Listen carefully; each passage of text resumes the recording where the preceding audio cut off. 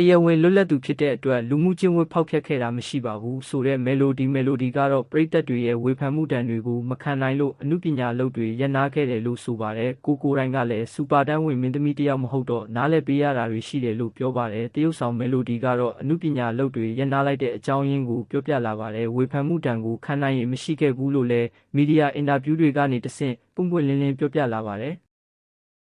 အမှန်တိုင်းပြောရရင်တော့စိတ်ဖိစီးမှုများတယ်ထွက်ပြေးချင်တာဘာမှလည်းမလုပ်ချင်တော့အောင်ကိုဖြစ်သွားတာပေါ့အဓိကကတော့ကိုချစ်တဲ့သူတွေရဲ့စကားကိုအာယုံမဆိုင်မိဘဲနဲ့ကိုမုန်းတဲ့သူတွေရဲ့ဆဲဆိုတာတွေကိုဖောက်ဖျက်သွားထားလိုက်တာပေါ့နော်အဓိကကတော့ဝေဖန်တန်ကိုမခံနိုင်တာပေါ့နော်အမှုပညာသမားတယောက်ဆိုတာတကယ်တမ်းတော့ဝေဖန်မှုတန်ကိုခံနိုင်ရမှာပဲလေလို့ဆိုပါတယ်သူမဟာရုပ်ရှင်စကားရိုက်ကူးရေးတွေလည်းနဲတယ်လို့ဆိုပါတယ်